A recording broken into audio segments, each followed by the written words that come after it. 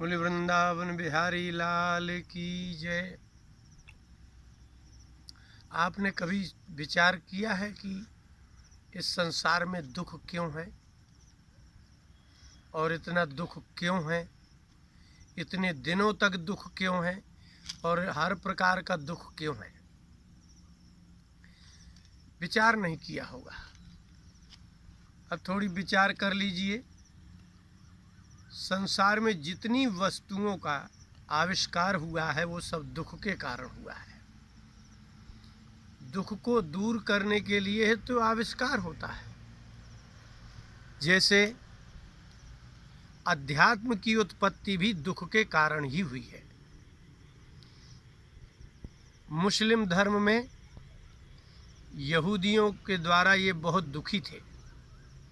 मोहम्मद साहब ने फरिश्ता के रूप में आकर के अपने मुस्लिम धर्म का ज्ञान कराया।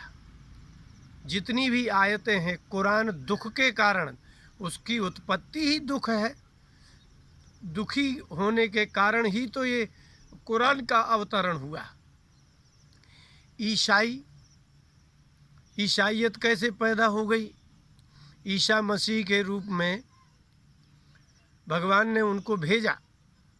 इतना दुखी था मनुष्य कि उनको सुखी करने के लिए एक तत्व पैदा किया गया, एक दिव्य पुरुष पैदा हुआ।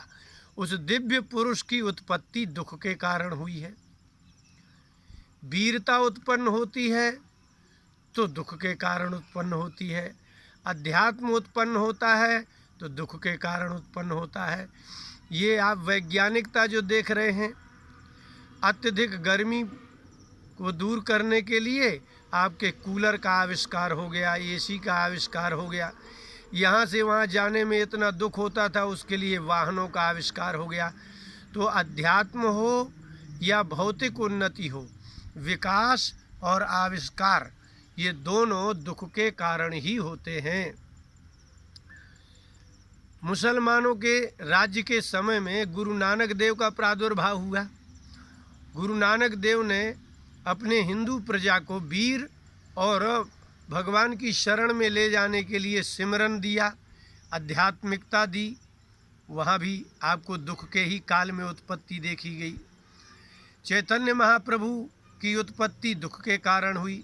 सारे हिंदू समाज में इतने बड़े बड़े पंडित हो गए कि बड़े बड़े शास्त्रों के ज्ञाताओं ने परस्पर विवाद करना प्रारंभ किया। एक दूसरे की विजिगीषा से एक दूसरे को पराजित करने के लिए बड़े बड़े शास्त्रार्थ हुआ करते थे। तो शास्त्रार्थों के कारण शास्त्रों का और अधिक विस्तार तो हुआ, लेकिन भगवान नाम समाप्त हो गया। इसलिए कीर्तन के प्रादुर्भाव करने के लिए, भगवान की नाम की प्राकट्य करने के लिए चैतन्य महाप्रभु का अवतार हुआ। तुलसीदास जी जब प्रकट हुए तब क्या था? तब भी मुस्लिम धर्म ही था। तो मुसलमानों के अत्याचार से उनके उर्दू और फारसी के बहुत आरोप लगा देने के बाद बिल्कुल भगवान राम का अस्तित्व ही समाप्त हुआ जा रहा था। लोग अपनी रोजी रोटी और पेट के लिए मुसलमानों के अत्याचार के भय से भगवान की शरण ही भूल गए थे। इसलिए उसी दुख काल में तुलसीदास जी का प्रादुर्भाव हुआ।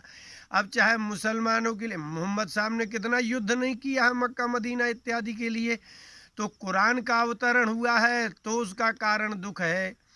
और जिसका भी, अब आप दुर्गा जी का प्राकट्य देख रहे हैं, आप ब्रह्मा जी को मधु और कैटब खाने के लिए तैयार थे। उस समय उन्होंने भगवान नारायण को जागृत करने के लिए, जगाने के लिए उन्होंने स्तुतियाँ की, तब शक्ति का प्राकट्य हुआ। दुख में ही अध्यात्म की उत्पत्ति हुई है और दुख में ही आपके भौतिक पदार्थों की उत्पत्ति हुई है। मोबाइल तक और भी दिव्य दिव्य वस्तुओं का प्राकट्य दुख में ही हुआ है। इसलिए ये ध्यान रखना चाहिए कि दुख में ही वैराग्य होगा। आपको परिवार से मोह कब तक रहेगा? जब तक सुख रहेगा। इसलिए दुख एक नेत्र है, उपनेत्र चश्मा है। जैसे व्यक्ति को कम दिखाई देने लगता है तो आप आंखें बनवाते हैं, चश्मा लगाते हैं तो दिखाई देने लगता है। ऐसे ही संसार में कोई किसी का नहीं है, ये बताने के लिए ही तो दुख दिया जाता है कि तुम इतने उन्मत्त और मदमस्त हो गए हो, वास्तव में तुम्हारा कोई दुख में साथ नहीं देगा।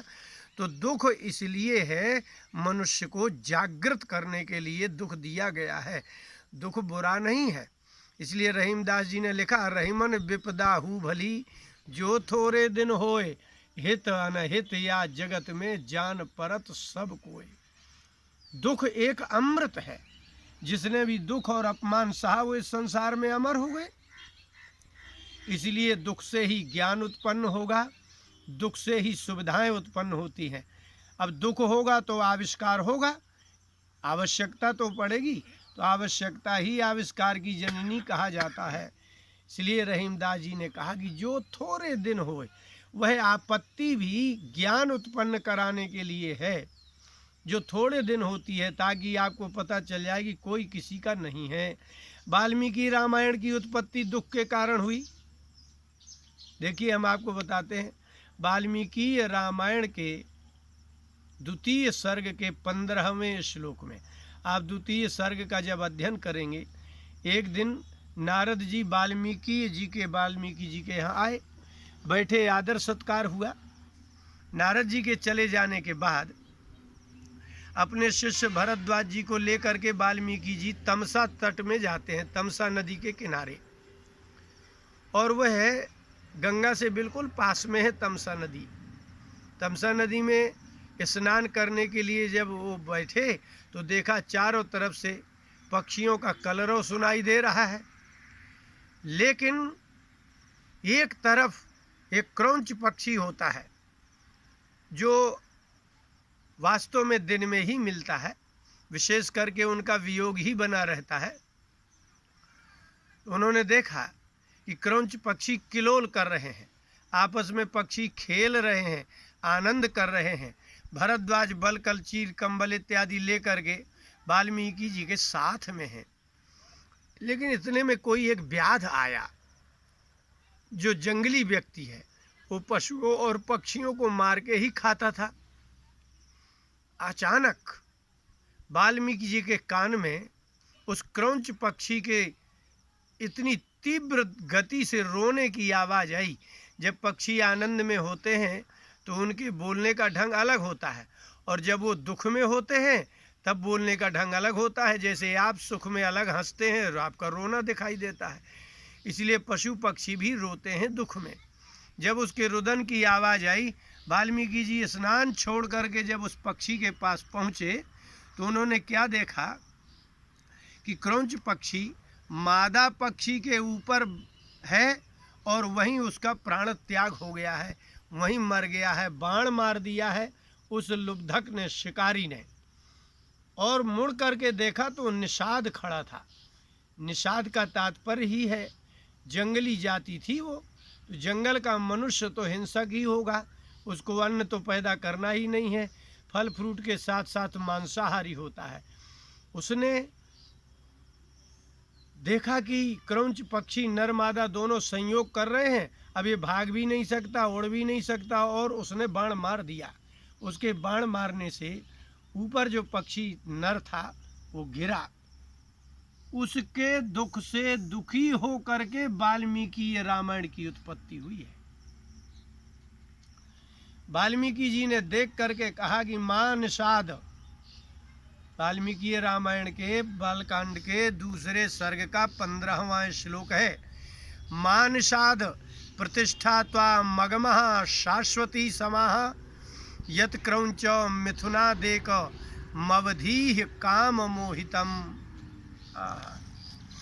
अरे निषाद, आज तुमने काम मोहितम, काम से मोहित इन क्रौंच पक्षियों में से जो तुमने एक पक्षी को मार दिया है, मैं शाप देता हूं तुमको।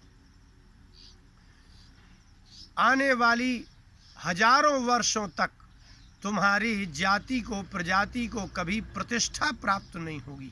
तुम आज जैसे मार करके खा रहे हो, जिस दरिद्रता को भोग रहे हो, जिस अज्ञानता को भोग रहे हो, इस दुख और अज्ञानता में शाश्वती समाहा, प्रलय पर्यंत तुम्हारी प्रजाति को कभी ज्ञान नहीं होगा। यत् क्रौंच मिथुनात् एकम अवधि काम मोहितम, ये क्रौंच मिथुन जोड़े में से तुमने एक को मार दिया, वो भी सबसे बड़ा बुरा पाप है। काम मोहितम, सृष्टि का नियम है कि उत्पत्ति होना है और ये भगवत प्रदत्त है, भगवान की सृष्टि है। आज भी सरकारी काम में कोई बाधा पहुंचाता है तो उस पर अपराध नोट कर लिया जाता है। सरकारी काम में इसने बाधा पहुंचाई, इसको ये कानून, ये धारा, ये अनुच्छेद का लगेगा। भगवान की ये सृष्टि है, इस सृष्टि में ये साधारण क्रिया है। इसलिए काम मोहित, कामक क्रीड़ा करते हुए किसी भी पशु पक्षी को यदि कोई अलग भी करता है तो उसको इतना पाप लगता है, इतना दोष लगता है, और तुमने तो मार दिया है। तो जैसे सरकारी काम में बाधा पहुंचाने वाला अपराधी है, ऐसे ही भगवान की इस सृष्टि में, पालन में, उत्पत्ति में, किसी भी क्रिया में जो बाधा पहुंचाता है वो महादुष्ट है, महापापी है। वाल्मीकि जी के मुंह से जैसे ही ये शब्द निकले, भरद्वाज अपने शिष्य से बोले कि भरद्वाज, मेरे मुंह से कभी ये शब्द नहीं निकले, ये अचानक कहाँ से निकल आए? अचानक, अकस्मात, देखिए तो आप, अकस्मात निकले। जो कभी आपकी बुद्धि में ना हो वो शब्द कैसे निकल सकते हैं? भरद्वाज को तुरंत कहा वाल्मीकि जी ने कि भरद्वाज, तुमने सुना मेरे मुंह से क्या निकला है अचानक? उनको खुद ही पता नहीं है कि मेरे मुंह से ये क्या निकल गया। उसमें कहा ब्रह्मा जी ने, शोकः श्लोकत्वमागतः, वाल्मीकि तुम्हारे मुंह से दुख ही, शोक ही श्लोक के रूप में निकला है। भरद्वाज जी ने कहा, हाँ भगवान, आपके मुंह से ये जो दिव्य निकला है ये निश्चित ही श्लोक है। भगवान को उत्तम श्लोक कहते हैं। श्लोक माने होता है यश, जिसमें पदों की संगति, छंद की संगति, व्याकरण आदि दोषों से रहित हो और शब्दों का अच्छा संचय हो, भावार्थ हो, पदार्थ हो, अलंकार हो, ये सब जिसमें होता है उसी को श्लोक कहते हैं। आश्चर्य, अपने ही मुंह से निकले हुए इन शब्दों में आश्चर्यचकित हो गए कि भरद्वाज, ये मेरे मुंह से ऐसा क्यों निकला होगा? निषाद को मुझे कहना था तो मैं तो अपनी भाषा में भी इसको शाप दे ही सकता था, लेकिन मुंह से ये शोक ही श्लोक रूप में क्यों निकल आया? इस समय ब्रह्मा जी प्रकट हुए। ब्रह्मा जी ने कहा कि वाल्मीकि, ये तुम्हारे मुंह से निकला हुआ है श्लोक मेरी इच्छा से निकाला गया है। इसको कहते हैं अवतरण। जैसे मुस्लिम लोग कहते हैं कि हमारे फरिश्तों में उतरी हुई है कुरान, उतरना, इसी प्रकार से हमारे यहाँ वेदों में कहा, जो वेदों का अवतरण है वो किसी मनुष्य की कृति नहीं मानी जाती है, अवतरण ही है। तो जो दिव्य अध्यात्म तत्व के शब्द अवतरित माने जाते हैं, जैसे भगवान का अवतार माना जाता है, ऐसे ही इन दिव्य ज्ञान का अवतार माना जाता है। अब वो दिव्य ज्ञान किसमें अवतरित होगा? वो पुरुष ही दिव्य होगा, जो संयमी होगा, तपस्वी होगा, दृढ़व्रत होगा, अपने नियम संयम में रहने वाला होगा, शुद्ध हृदय का होगा, उसमें अवतरित होगा। वाल्मीकि जी ने कहा कि ब्रह्मा जी, आप अब ये मेरे मुंह से श्लोक बोले, अब एक दो नहीं निकलेंगे। हम तुम्हें वो शक्ति प्रदान करते हैं कि श्री राम, तुम यहीं बैठे रहना आश्रम में, आंख भर बंद करना है, और जैसे ही आंख बंद करोगे तो श्री राम अगर जानकी जी के साथ भी अकेले बैठे अंतरंग वार्ता कर रहे होंगे, वो भी तुम्हें सुनाई देगी। संजय को दिव्य दृष्टि, दिव्य श्रवणेन्द्रिय व्यास जी ने दी थी, और ब्रह्मा जी ने वाल्मीकि जी को वह दिव्य शक्ति प्रदान की। इसलिए दुख ही ज्ञान की उत्पत्ति का कारण है, दुख ही वैराग्य का कारण है, और दुख ही आपकी साधना का कारण है। सुखी आदमी साधना करता ही नहीं है। शरीर स्वस्थ हो, पर्याप्त धन हो, आदर सम्मान हो, पद हो, उसको आपने कभी तपस्या करते देखा है? वो परंपराएं चली गईं। रघुवंश महाकाव्य में कालिदास जी ने लिखा है कि शैशवे भ्यस्त विद्यानाम, जो शैशव काल में विद्याओं का अभ्यास करते थे, और यौवने विशेषिणाम, युवा अवस्था में पत्नी का संग्रह करते थे, संतान की उत्पत्ति करते थे, और अंत में जब आते थे तो मुनिवृत्ति में हो जाते थे। ये रघुवंशियों का स्वभाव था। और वार्धक्ये मुनिवृत्ति नाम योगिनान्ते तनुत्यजाम, इक्ष्वाकु वंश में ये परंपरा थी, रघुवंश की ये परंपरा थी कि शैशवे भ्यस्त विद्यानाम, बाल्यावस्था में राजपुत्रों को भोग नहीं करवाया जाता था, बाल्यावस्था में उसको अभ्यास करवाया जाता था, धनुर्विद्या इत्यादि की शिक्षा दी जाती थी, युवावस्था में उसका विवाह कराया जाता था। और वार्धक्य मुनिवृत्ति नाम, वृद्धावस्था में वो मुनिवृत्ति ले लेते थे, सभी विषयों से विरक्त हो जाते थे। और योगिनान्ते तनुत्यजाम, और अंत में योगियों के समान वो अपने शरीर का त्याग करते थे। इसका तात्पर्य आप समझते हैं? वो काल चला गया जो सुख की अवस्था में भी दुख उठा करके विद्याओं का संग्रह करते थे, शरीर और मन बुद्धि को निर्मल करते थे। लेकिन अभी जितने दिव्य वस्तुओं का जो उत्पादन हुआ, उत्पत्ति हुई, प्रादुर्भाव हुआ, प्राकट्य हुआ, वो सब किससे हुआ? दुख के कारण हुआ। हमारे पास कोई साधन नहीं होता है तो उस साधन को दुख से दूर करने के लिए साधन की बुद्धि पैदा हो जाती है, ऐसा करें ऐसा करें। अभी आप किसी को सिखाओ कि तुम्हारे घर में आग लगे तो यहाँ से निकलना, लेकिन वो सीख तो लेगा, लेकिन जिस दिन आग लगेगी उस दिन भाग भी नहीं पाएगा, जहाँ से कहा गया था वहाँ से निकलेगा नहीं। इसलिए दुख एक मार्ग प्रशस्त करता है। दुख में दुखी नहीं होना चाहिए, दुख में दीनता नहीं होना चाहिए, और दुख में असहाय और उत्साहहीन नहीं होना चाहिए। दुख में बुद्धि को दौड़ाना चाहिए कि इस दुख को दूर करने का क्या उपाय है। दुख एक अमृत है, अपमान अमृत है। इसलिए जिन्होंने दुख सहा और अपमान सहा, उन्हीं का आप इतिहास पढ़ रहे हो। वही लोग आज अजर अमर हैं, और जिनने सुख भोगा है आज उनका कोई नाम तक नहीं जानता है। शोका है श्लोकत्वमागतः, वाल्मीकि जी को जो शोक दुख हुआ उस क्रौंच पक्षी की मृत्यु को देख करके, और कहा कि निषाद तुम्हारी प्रजाति जब तक प्रलय रहेगा तब तक कभी भी तुम प्रतिष्ठा को प्राप्त नहीं कर सकोगे। लेकिन निकला तो श्लोक। इसलिए कभी भी दुख आता है तो व्यक्ति को भगवान ने कहा दुखे स्वनुद्विग्न मना। गीता में कहा कि दुख में जिसकी बुद्धि उद्विग्न नहीं होती, मन व्याकुल नहीं होता, वही एक नई सृष्टि कर सकता है, वह नया उपाय सोच सकता है, वही नई बुद्धि उसके पैदा हो सकती है। और जो दुख में हो गया कि मेरा कोई नहीं है, अब मैं कैसे क्या कर सकता हूँ, अब मैं मर जाऊँगा, तो मर जाओ। तुम्हारे मरने से सृष्टि में कुछ कमी होने वाली नहीं है, तुम्हारे पैदा होने से सृष्टि में कोई उन्नति नहीं हो गई। लेकिन संसार में भगवान ने दुख इसलिए दिया था कि आप दुख में जान सको कि ये जो मोह है हमको शरीर के प्रति, संसार के प्रति, उसको भंग करने के लिए और नई आध्यात्मिक शक्ति और ऊर्जा को उत्पन्न करने के लिए भगवान ने इस संसार में दुख प्रदान किया है। जितना अध्यात्म तत्व मुस्लिम धर्म का, ईसाई धर्म का जितना भी पैदा हुआ है वो सब दुख के कारण हुआ है।